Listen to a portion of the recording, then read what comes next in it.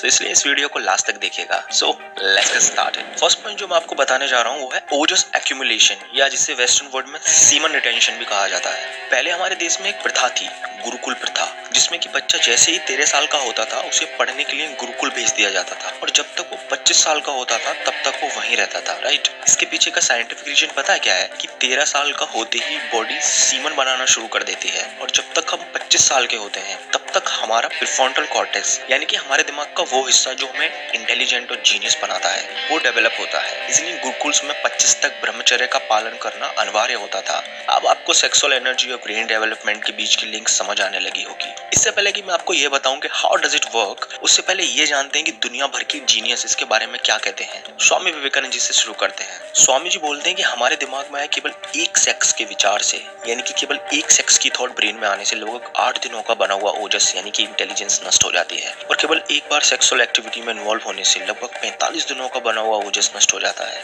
इसी बात को आगे बढ़ाते हुए विवेकानंद जी कहते हैं कि शरीर में इदा, पिंगला और सुषुम्ना, ये 3 इंपॉर्टेंट चैनल्स होते हैं जिनके माध्यम से एनर्जी हमारे शरीर में फ्लो करती है। एक ऑर्डिनरी इंसान में केवल इदा और पिंगला ही एक्टिवेट होते हैं, लेकिन ब्रह्मचर्य और इंटेंस मेडिटेशन के करने से सुषुम्ना भी एक्टिवेट हो जाती है और सुषुम्ना नाड़ी से एनर्जी हर एक चक्रा को खोलती हुई ऊपर की तरफ बहना शुरू कर देती है और लगभग 12 साल के ब्रह्मचर्य के बाद शरीर में मेधा नाड़ी है, जिसे नर्व ऑफ मेमोरी भी कहा जाता है, एक्टिवेट हो जाती है। और मेधा नाड़ी के एक्टिवेट होने के बाद उस इंसान का दिमाग इतना शार्प, इंटेलिजेंट हो जाता है कि दुनिया में ऐसी कोई भी चीज, ऐसा कोई भी गोल नहीं है जिसे वो इंसान हासिल ना कर सके। He remember all, he understand all. और न केवल विवेकानंद जी बल्कि स्टीव जॉब्स, इंडिया के गामा पहलवान से लेकर great genius Leonardo da Vinci, sir Isaac Newton, Nikola Tesla, आप यहाँ देख सकते हैं, सोक्रेटिस, पाइथागोरस, माइकल एंजेलो और भी काफी बड़े बड़े लोग हैं जिन्होंने सेक्सुअल एनर्जी की इंपॉर्टेंस को समझते हुए उसे वेस्ट करने की बजाय दुनिया को बदलने में लगाया है। इस लिस्ट की लिंक मैंने आपको डिस्क्रिप्शन में दी है, प्लीज वहां से इसे जरूर चेक कीजिएगा। नाउ मैं आपको इसके पीछे का साइंटिफिक रीजन बताता हूँ कि how does it work. Food digestion के प्रोसेस में सबसे पहले हमारी छोटी आंतों में छिली यानी कि बॉडी फ्लूइड बनता है। छिली से बनता है ब्लड और ब्लड से बनता है मांस, मांस से बनता है फैट और फैट से आती हैं हड्डियां और हड्डियों से बनता है बोन मैरो, फिर जाके बोन मैरो से बनता है सीमन, आयुर्वेद में जिसे वीर्य भी कहा जाता है। इस प्रोसेस को पूरा होने में लगभग 64 दिनों का टाइम लगता है और 64 दिनों के बाद अगर बॉडी से सीमन इजैकुलेट यानी कि बाहर नहीं निकलता तब अगले 3 हफ्तों तक सीमन एपिडिडिमिस में स्टोर रहता है और लगभग 84 दिनों के बाद बॉडी सीमन को ब्लड में एब्जॉर्ब करना शुरू कर देती है, जिससे बनता है फाइनेस्ट ब्रेन एंड पॉइंट मैं आपको बताने वाला हूँ वो है द नेचर ऑफ माइंड। एक बहुत ही फेमस कोट है, the difference between an ordinary person and great person lies in the degree of concentration.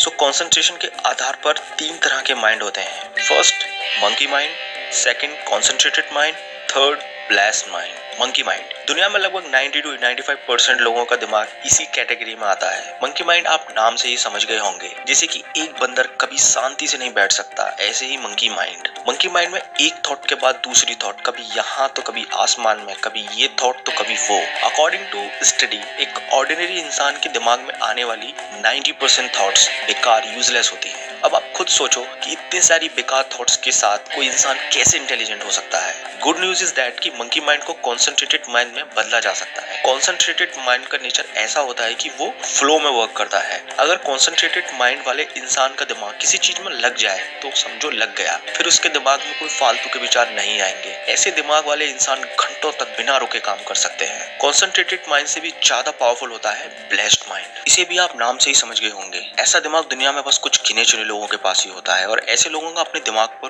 पूरा कंट्रोल होता है। ज्यादातर ऐसे दिमाग वाले लोग शून्य की स्टेज में रहते हैं, यानी कि थॉटलेस स्टेज। और जब ऐसे लोग कोई भी वर्क करते हैं तो इनका कंसंट्रेशन इतना इंटेंस होता है कि एक बार उस वर्क को करने के बाद फिर दोबारा उन्हें उस काम को करने की जरूरत नहीं पड़ती। महर्षि पतंजलि के अष्टांग योग सूत्र यानी कि यम, नियम, आसन, प्राणायाम, प्रत्याहार, धारणा, ध्यान और समाधि, अगर कोई इंसान इन क्रियाओं को पूरे डिसिप्लिन के साथ फॉलो कर ले तो वो इंसान ब्लेस्ड माइंड की स्टेज तक पहुंच सकता है। पतंजलि के अष्टांग योगा सूत्र पर मैं अलग से एक वीडियो बनाऊंगा, लेकिन अभी इस वीडियो के लिए इतना ही। धन्यवाद।